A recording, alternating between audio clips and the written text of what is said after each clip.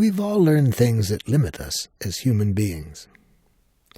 Whether from well-intentioned parents, teachers, clergy, or others, or from the media, we've learned some things that are not very good for us at all.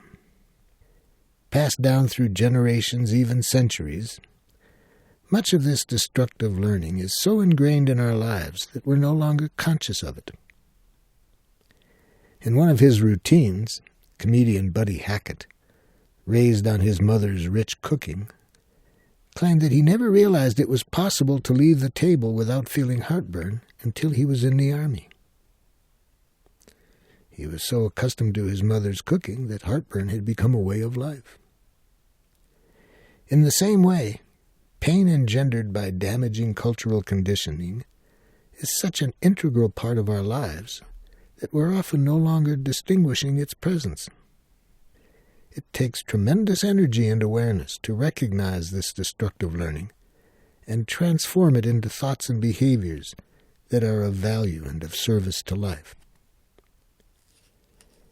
This requires a literacy of needs and the ability to get in touch with ourselves, both of which can be difficult if we have gone through some cultural training that teaches us not to be connected to ourselves.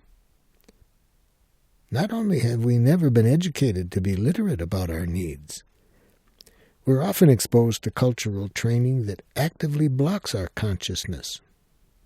As mentioned earlier, we've inherited a language that served kings and powerful elites in domination societies. The masses, discouraged from developing awareness of their own needs, have instead been educated to be nice, dead people. Our culture implies that needs are negative and destructive. The word needy applied to a person suggests inadequacy or immaturity.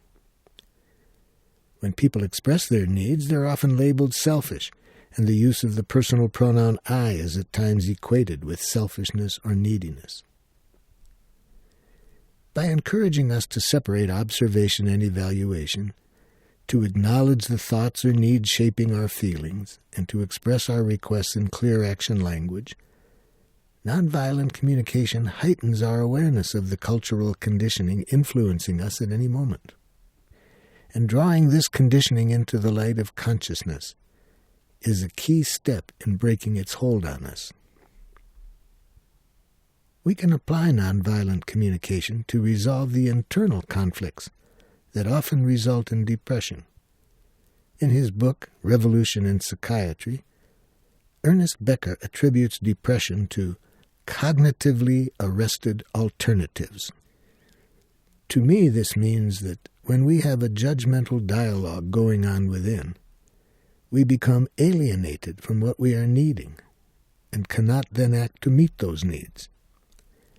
Depression, then, is indicative of a state of alienation from our own needs. A woman studying nonviolent communication was suffering a profound bout of depression. She was asked to identify the voices within her when she felt the most depressed, and to write them down in dialogue form as though they were speaking to each other. The first two lines of her dialogue were, Voice 1, which was labeled by her Career Woman, I should do something more with my life. I'm wasting my life. I'm wasting my education. I'm wasting my talents. Voice 2, which she labeled Responsible Mother, said to her, You're being unrealistic. You're a mother of 2 children. You can't handle that responsibility. So how can you handle anything else? Notice how these inner messages are infested with judgmental terms and phrases such as should, wasting my education and talents, etc. Variations of this dialogue have been running for months in the woman's head.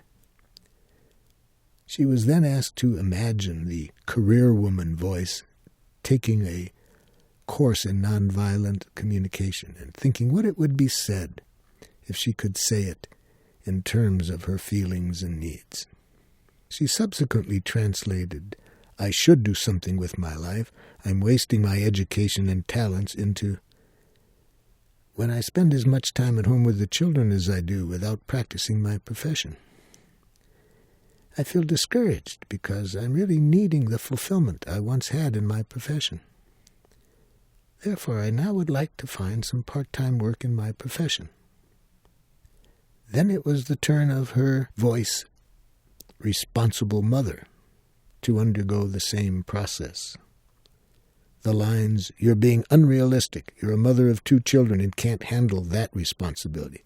So how can you handle anything else?" were transformed into, "When I imagine going to work, I feel scared because I'm needing reassurance that the children will be well taken care of. Therefore, I would now like to plan how to provide high-quality child care while I work, and also how to find sufficient time to be with the children when I'm not tired." This woman felt great relief as soon as she translated her inner messages in this way. She was able to get beneath the alienating messages she was repeating to herself and offer herself empathy. Although she still faced practical challenges, such as securing quality child care and her husband's support, she was no longer subject to the judgmental internal dialogue that kept her from being aware of her own needs and for taking actions to meet her needs. When we're entangled in critical, blaming, or angry thoughts, it is difficult to establish a healthy internal environment for ourselves. Nonviolent communication helps us create a more peaceful state of mind by encouraging to have just invested not really wanting, rather than on what is wrong with ourselves or others.